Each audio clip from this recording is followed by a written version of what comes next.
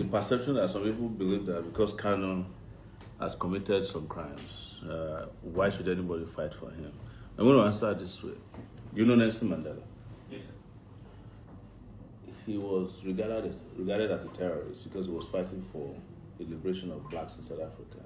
In fact, Nelson Mandela's name was not removed as a terrorist until he became president of South Africa. That was when the US lifted the terrorism tag, granted him a visa, and he traveled across the world. And one of the things he said when he was visiting the US, same question was asked of him.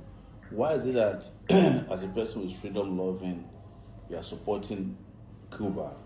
Which the person said, that's a human rights violating regime, referring to Fidel Castro. He said to them, sometimes the problem with you people is that you want to choose our friends for us and you want to choose your enemies for us. That is basically what's happening in your MBA group. Some people are trying to choose your enemies for you. But the question you should ask yourself is, what is Nnamdi Kanu fighting for? Self-determination. It came out several years ago that the Igbos are tired of being treated like slaves in the country. And he wants the former Biafran region to break away as a nation state. The constitution is very clear. You can agitate for self-determination.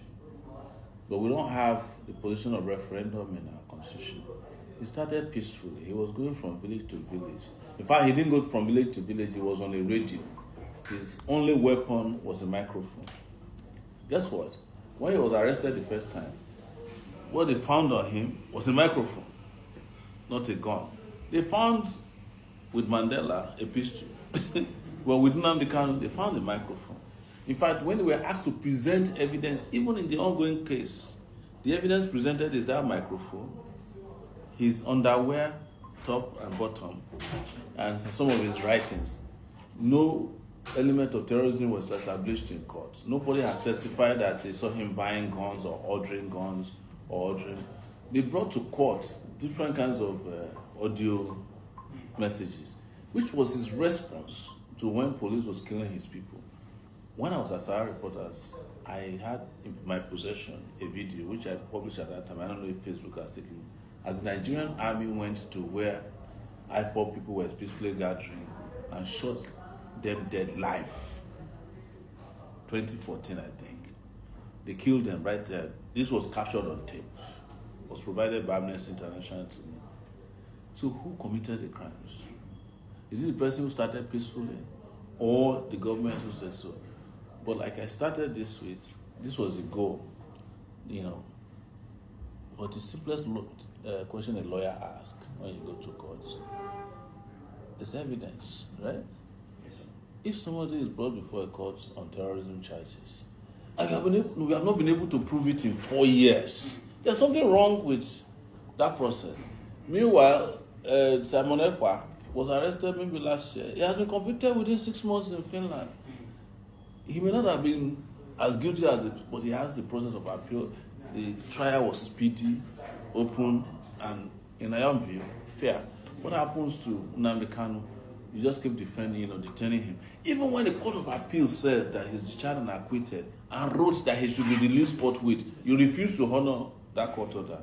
And you are going into MBA groups to say, why is anybody fighting? You are taking extra legal steps to violate the right of a campaigner for self-determination. We are taking extra legal steps to force your hand to respect his rights. That is the reason for my protest. And who is in a better position to know a sham trial if it's not Showore? I've been subjected to as many as 10 of those foolish trials. I have about 3 now pending. And they are going to end up in nothing. That's why since 1992, I don't write statements in police station. They sit me down, we are reading your rights to you, because I know we are not going to trial, for which my statement will be needed. And if I'm going to trial, my statement will not count. If you have made up your mind that I'm guilty as charged. So tell your NBA friends that first and foremost we are disappointed in them. They are not even represented in court to observe the trial. The same way they did to me in 2019. The NBA cannot The American Bar Association sends representative to all my court trials. The Nigerian Bar Association is not in court, even as a friend of the court. You should be there standing up and say, my Lord, can we guide you? This is what the law says. The judge can say, shut up. But you are there.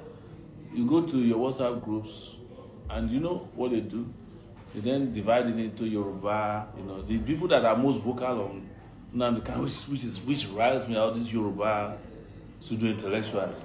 He has committed. Will be sending me videos, and I tell them, I say, if you are tired of Nigeria, if Tinubu was tired of Nigeria 20 years ago and he granted an interview that Nigeria should disintegrate, why should you stop others who want to exercise the same right? To be clear, I don't want Nigeria to break up.